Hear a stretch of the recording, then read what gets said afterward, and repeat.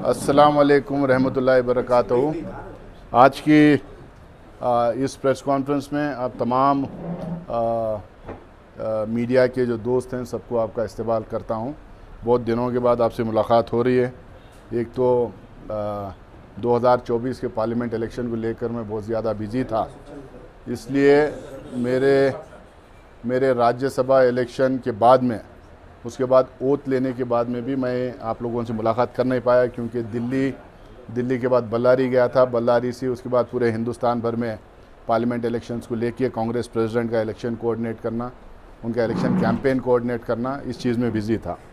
आप तमाम लोगों को पता है और अब तक आपके पास आ भी गया होगा कि कांग्रेस पार्टी इंडिया अलायंस को किस तरह से इंडिया अलायंस का एक गठबंधन बनाई है, जिसमें 28 पार्टी उस गठबंधन का हिस्सा है।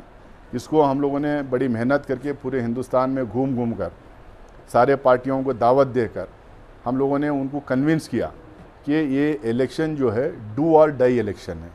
इसमें या तो आप ये मौजूदा सरकार में जो पार्टियां हैं, ख़ासकर भारतीय जनता पार्टी और नरेंद्र मोदी जी को अगर शिकस्त नहीं देंगे, अगर उनको हराएंगे नहीं, तो आने वाले दिनों में आप जमहूरियत को भूल जाइए, संविधान को, हमारे आइन को भूल जाइए, हमारे हुकूक को भूल जाइए। ये तमाम चीज़ हम लोगों ने उनको यकीन दिलाया, कन्विंस किया और सारे पार्टियों को इकट्ठा करने का हम लोगों ने काम किया। इसके बाद बहुत सारे मीटिंग्स हुए, इसके बाद कई ज्वाइंट प्रोग्राम्स हुए। बॉम्बे में बहुत बड़ी ज्वाइंट रैली हुई, उसके बाद पटना में बहुत बड़ी ज्वाइंट रैली हुई, दिल्ली में एक रामलीला मैदान रोड में हिस्टोरिक रैली हुई, और कल रांची में 2 लाख से ज़्यादा लोग इकट्ठा हुए थे। वहाँ पे जो इंडिया गठबंधन की, इंडिया अलायंस की जो रैली हुई, जिसको मैं कोऑर्डिनेट कर रहा था पिछले 15 दिन से, कल वहीं से होकर आ रहा हूँ। जिस तरह से लोगों में इंडिया अलायंस को लेके एक उम्मीद है, और जिस तरह लोगों को इंडिया अलायंस के पार्टियां जो मुद्दे उठा रहे हैं, तो वो मुद्दों को लेके जो उम्मीद है, मुझे लगता है कि इस बार हम लोग भारतीय जनता पार्टी को और एनडीए को हराने में कामयाब होंगे। और ख़ासकर जो पहले चरण का पहले इलेक्शन का पहला चरण जो हुआ है, जो फर्स्ट फेज़ जो इलेक्शन हुआ है, उसमें 102 सीट में पोलिंग हुई है। हम लोगों ने हमारे लीडर्स के साथ बातचीत की, अलग अलग लीडर्स के साथ, हमारा जो सर्वेस करते हैं उनसे हम लोगों ने बातचीत की, हमारे अलायंस पार्टनर्स के लीडर्स के साथ और उनके सर्वे टीम्स के साथ हम लोगों ने बातचीत की। बातचीत करने के बाद एकदम साफ इससे नज़र आ रहा है 102 सीट्स के में 70% से ज़्यादा सीट इंडिया अलायंस जीत रही है। अगर आप लोगों को मैं और थोड़ा डिटेल में अगर मैं बताना चाहूँ, तो तमिलनाडु में 40 सीट के 40 सीट इंडिया गठबंधन जीतने जा रहा है। 40 सीट के 40 सीट इंडिया गठबंधन जीतने जा रहा है। उत्तर प्रदेश में 5 सीट इंडिया गठबंधन जीतने जा रहा है।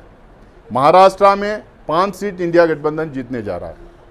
मध्य प्रदेश में 4 सीट इंडिया गठबंधन जीतने जा रहा है। छत्तीसगढ़ में 1 सीट में इलेक्शन हुआ, वो 1 सीट छत्तीसगढ़ में कांग्रेस जीत रही है। जम्मू कश्मीर में उधमपुर में 1 सीट में इलेक्शन हुआ, वो कांग्रेस जीत रही है। अंडमान निकोबार आइलैंड्स में हमारी सिटिंग सीटें, वहाँ पे कांग्रेस जीत रही है। और राजस्थान में 12 सीट में 7 seat clear cut Congress party जीत रही है। 4 सीट में कांटे की टक्कर है, 1 सीट शायद वो बीजेपी के खाते में जाएगी। तो इससे एकदम साफ नज़र आ रहा है कि मिनिमम 70% से ज़्यादा सीट इंडिया अलायंस को मिल रही है। तो इससे नरेंद्र मोदी जी बौखला गए हैं, भारतीय जनता पार्टी के लीडर बौखला गए हैं। उनको अब समझ में नहीं आ रहा कि अनएम्प्लॉयमेंट, जो बेरोज़गारी का मुद्दा हम लोगों ने उठाया है, उसका वो कैसा जवाब देंगे। हमारा सीधा सवाल है, 2014 के इलेक्शन में और 2019 के इलेक्शन में नरेंद्र मोदी जी और भारतीय जनता पार्टी लगातार देश को बेवकूफ़ बनाने का काम किए, बड़े बड़े वायदे किए थे। हम बहुत सारे वो 100 के वायदे किए, उन वायदों के बारे में हम पूछ ही नहीं रहे। हम 5-6 उनके बड़े वायदों के बारे में बार बार हम सवाल करते आए हैं, पार्लियामेंट के अंदर और पार्लियामेंट के बाहर।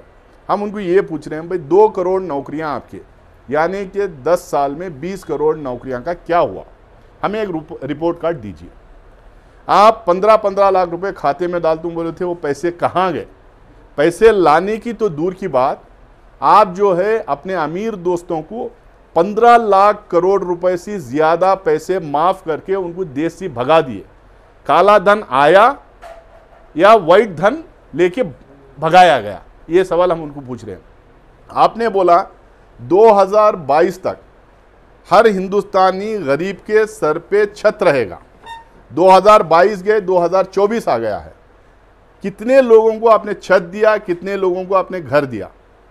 आपने बोला 2022 तक बुलेट ट्रेन आएगी हिंदुस्तान में।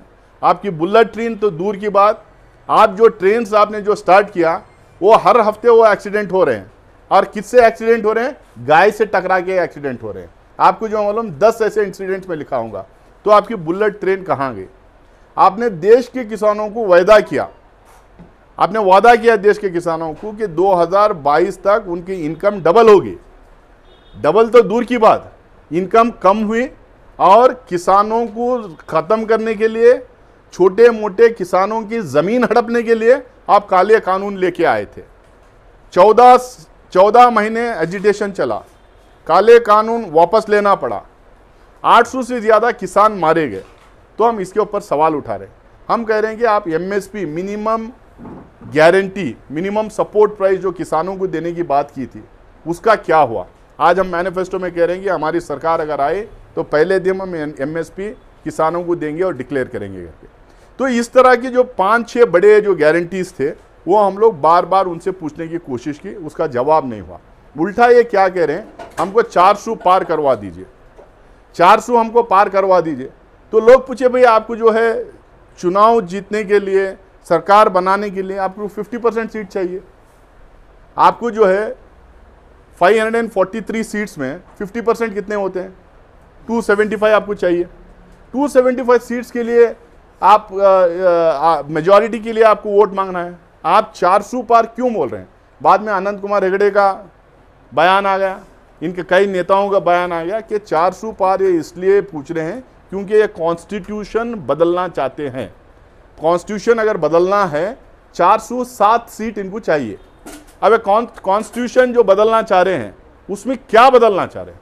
एक तो रिजर्वेशन खत्म करना चाह रहे हैं, एक तो फंडामेंटल राइट्स खत्म करना चाह रहे हैं, एक तो वोटिंग राइट्स खत्म करना चाह रहे हैं, एक तो यूनिफॉर्म सिविल कोड लागू करना चाह रहे हैं, एक तो कुछ कम्युनिटीज के वोटिंग राइट्स खींचना चाह रहे हैं। ये जो स्पेशल पैकेजेस हम लोग जो देते हैं उसको खत्म करने की ये बात करें। ये कहते हैं कि वक्फ बोर्ड खत्म कर दो, ये कहते हैं कि हज कमेटी ऑफ इंडिया खत्म कर दो, ये कहते हैं कि माइनॉरिटीज़ का वोटिंग राइट ख़त्म कर दो। ये इनकी इनके जो लीडर्स नागपुर में बैठे हैं जो बार बार कहते हैं कि कॉन्स्टिट्यूशन बदलना है, तो उनका जो आरएसएस का लिखा हुआ कॉन्स्टिट्यूशन इस देश पे लागू करने की इनका एक षड्यंत्र है, इनकी एक जो कॉन्स्पिरेसी है। अब ये साजिश जब भी इनकी कामयाब होगी, इस साजिश में जब भी ये कामयाब होंगे जब इनको 407 सीट मिलेंगे। जब हम लोगों ने इसका खुलासा किया, जब हम लोगों ने इसकी बात करने लगी, जब हम लोगों ने इसको खुल के लोगों के बीच में इनका जो कॉन्स्पिरेसी है लोगों के बीच में लाने लगे, तो इस देश के दलित्स, इस देश के आदिवासी, इस देश के अक़लियता और इस देश के बैकवर्ड सब इकट्ठा होके हमारा ग्राउंड रिपोर्ट, मैं पूरे हिंदुस्तान में घूम के आ रहा हूँ, हमें जो ग्राउंड रिपोर्ट हमारी हेड ऑफिस में मिल रही है, ये सारे जो कम्युनिटीज़ मिल के एक तरफा वोटिंग की हैं। हमारे लीडर्स भी बहुत सारे ऐसे हैरान हैं, खासकर राजस्थान, मध्य प्रदेश, छत्तीसगढ़ वगैरह में, कि इस तरह की वोटिंग कैसे हुई। तो मूल मुद्दा लोगों के सामने कॉन्स्टिट्यूशन जो है बदलने की कोशिश कर रहे हैं, उसको नाकाम करना है। अनएम्प्लॉयमेंट का जो इतना बड़ा मुद्दा है, अब एम्प्लॉयमेंट जनरेट करने वाली पार्टी को वोट देना है, और जो पार्टी हमारे जो इंस्टीट्यूशंस को बचा सकती हैं उसको वोट देना है, हमारे कॉन्स्टिट्यूशन को जो प्रोटेक्ट कर सकती है उसको वोट देना है। तो ये मुद्दे ग्राउंड पे बन गए हैं। इसके वजह से जब इनका इंटेलिजेंस रिपोर्ट मिला, जब प्रधानमंत्री को ये पता चला कि 70% से ज़्यादा सीट इंडिया अलायंस को जा रहे हैं जो पहले वाले फेज़ में, तो कल इनकी बयानबाजी हुई। अब बयानबाजी क्या करते हैं? मनमोहन सिंह ने कभी बोला था कि नेचुरल रिसोर्स और नेशन के रिसोर्सेज के ऊपर अक़लियतों का पहला हक होना चाहिए। उनका कहने का मतलब ये था, भाई किसी भी देश में जो अक़लियतें रहते हैं वो डरे हुए होते हैं, वो इनसिक्योर होते हैं, उनके साथ डिस्क्रिमिनेशन किया जाता है, उनके साथ सही तरीके से बर्ताव नहीं होता है। उनके साथ डिफरेंशिएट किया जाता है। तो इसके लिए उनको प्रोटेक्शन देने की ज़रूरत है, उनकी भलाई, उनका डेवलपमेंट को लेकर भी उनका ख्याल रखना है, इसको ले उनकी तरफ तवज्जो देने की ज़रूरत है करके मनमोहन सिंह जी ने बोला था। कल जिस तरह का बयान उन्होंने प्रधानमंत्री दिया है, ये आज तक मुझे नहीं लगता कि कोई हिंदुस्तान का प्रधानमंत्री इतनी गिरी हुई हरकत किया होगा, इतने गंदे तरीके से किसी एक कम्युनिटी को टारगेट करके इसके गंदे तरीके से बयानबाजी किया होगा। आज कल रात में हम लोगों ने इलेक्शन कमीशन को कंप्लेंट किया, आज टाइम अभी थोड़ी देर पहले हमें मिला था, हमारी टीम वहाँ पे गई है, कंप्लेंट की है और बोले हैं कि इस कंप्लेंट को लेके एक्शन लेना चाहिए प्रधानमंत्री के ऊपर करके उनको हम लोगों ने बोला है। इन लोगों ने ये भी बोला है कि ये जो मैनिफेस्टो कांग्रेस का है, ये मैनिफेस्टो में खाली मुसलमान करके लिखा हुआ है। तो हम लोगों ने कॉन्स्टिट्यूशन के कॉपी भेजी है प्रेसिडेंट ऑफ इंडिया को और इलेक्शन कमीशन को कि खुलेआम एक प्रधानमंत्री झूठ बोलता है। अगर हम दलितों की बात करते हैं, बैकवर्ड्स की बात करते हैं, माइनॉरिटीज़ की बात करते हैं, किसानों की बात करते हैं, मजदूर की बात करते हैं, महिलाओं की बात करते हैं, तो हम ये कहते हैं कि भाई कोई समाज में जो है इक्वालिटी होना चाहिए, कोई समाज में लेवल प्लेइंग फील्ड होना चाहिए। अब कोई दबी कुचली अगर कौम है, वो कोई भी हो सकते हैं, दलित भी हो सकते हैं, मुसलमान भी हो सकते हैं, क्रिश्चियन भी हो सकते हैं, बैकवर्ड भी हो सकते हैं, उनको लेवल प्लेइंग फील्ड बनाने के लिए कुछ स्कीम्स देते हैं, कुछ स्कॉलरशिप्स देते हैं, कुछ अलग अलग उनके लिए पैकेजेस देते हैं। ये लेवल प्लेइंग फील्ड के लिए किसी के खिलाफ खड़ा करने के लिए नहीं कहते।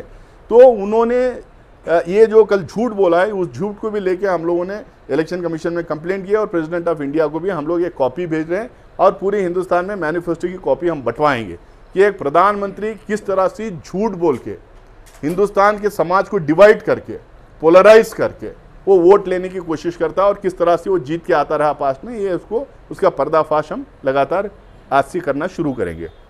हमारे मुद्दे साफ हैं।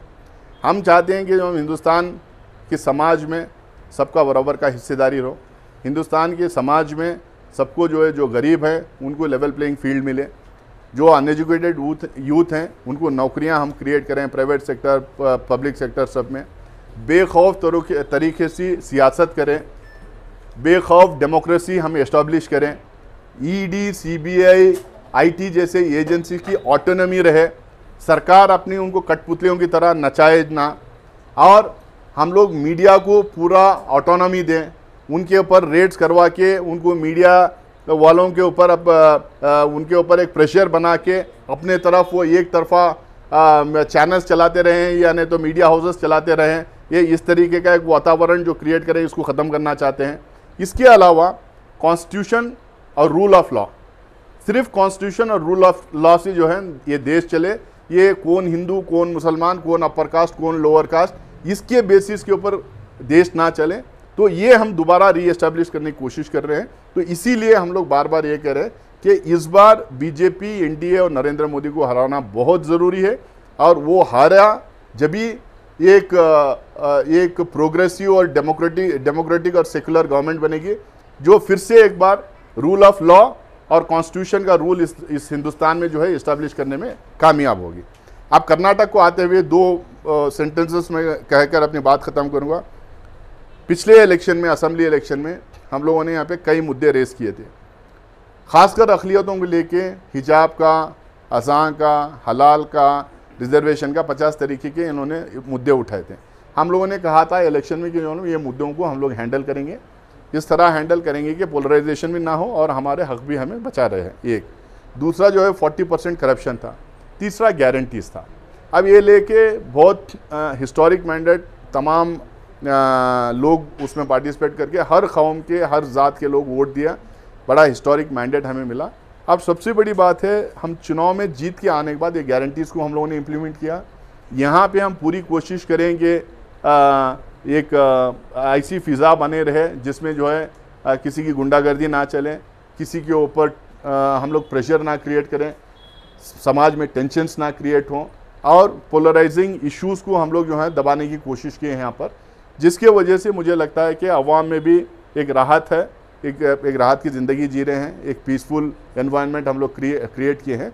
पार्लियामेंट इलेक्शन में भी उसका भारी असर पड़ने वाला है। अभी 2, 3, 4 दिन के बाद 26 तारीख को जो पहला फेज़ होगा यहाँ पे कर्नाटका में। इंडिया का दूसरा फेज़ रहेगा, लेकिन कर्नाटक का पहला फेज़ रहेगा। 14 सीट में हम लोग पोलिंग होगी। 14 में हमारी जो इंटरनल हमें खबर है कि हमें 12 से 13 सीट के ऊपर हमें जो है जीत हासिल होगी, और अगले 14 सीट्स में भी बड़ी जीत हमें हासिल होगी। उसमें और मेहनत हम लोग करेंगे। एक सीट पे अक़लियतों के एक कैंडिडेट, मुसलमान एक कैंडिडेट, एक सीट पे बेंगलुरु सेंट्रल में लड़ रहे हैं। हमारे जो आज स्टेट में जो सीनियर मोस्ट लीडर हैं, रहमान खान साहब के बेटे मंसूर खान साहब जो है इलेक्शन ये लड़ रहे हैं, AICC सेक्रेटरी है, और तेलंगाना में जब इलेक्शन हो रहा था वहाँ पे काफ़ी मेहनत करके काफ़ी एक्सपीरियंस गेन किए हैं, और यहाँ पे भी पार्टी में काफ़ी दिनों से काम कर रहे हैं। और सेंट्रल कॉन्स्टिट्यूंसी दिन ब दिन काफ़ी हमारा चांसेस इम्प्रूव होने के जा रहे हैं। हमेशा जो है जब से मुझे लगता है कि 60 से लेके 10-12 साल पहले तक, 15 साल पहले तक भी जो है लगातार बेंगलुरु में एक मुस्लिम कैंडिडेट जीतते आए हैं। इधर 2-3 इलेक्शंस में हम लोगों को कामयाबी नहीं मिली। पहले 3 सीट में जीतते थे, बेंगलुरु में, हावेरी में, गुलबर्गा में। बाद में गुलबर्गा रिजर्व हो गया। हावेरी में हम लोगों को पोलराइजेशन की वजह से हम जीत नहीं पाए। सेंट्रल में हम लोग कामयाब हो सकते थे, फॉर सम रीज़न जो है 14 का इलेक्शन पूरे हिंदुस्तान भर में पोलराइज था, 19 का इलेक्शन पूरा पोलराइज था। ये इलेक्शन थोड़ा लेवल प्लेइंग फील्ड है और फ़िज़ा भी ठीक होने की जा रही है। मुझे लगता है कि एक तरफा अगर हम लोग सब एक होके अगले 3-4 दिन और मेहनत करके अगर हम लोग मेहनत करेंगे और एक तरफा वोट देंगे, तो हमें सेंट्रल में भी हमारे कैंडिडेट को कामयाब बना सकते हैं, और बहुत दिनों के बाद एक मुस्लिम कैंडिडेट को हम लोग यहाँ पे जिता सकते हैं। मैं ख़ासकर बेंगलुरु सेंट्रल पूरे कर्नाटका के अवाम से अपील कर रहा हूँ कि आप जुमा का दिन रहेगा, जहाँ जहाँ अभी ये वोटिंग पे 26 तारीख जो वोटिंग है, जुमा का दिन रहेगा।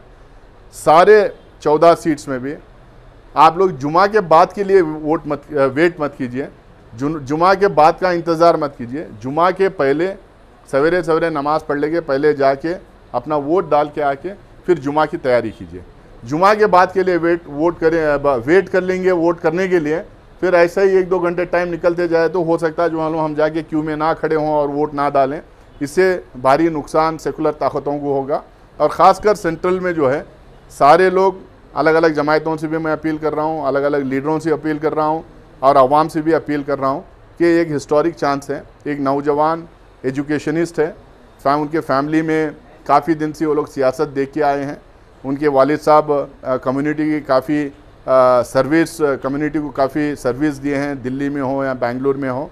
और बहुत सारे लोग 50 चीज़ें बोलते हैं, 50 चीज़ें यूट्यूब वो उसमें सोशल मीडिया में छोड़ते हैं।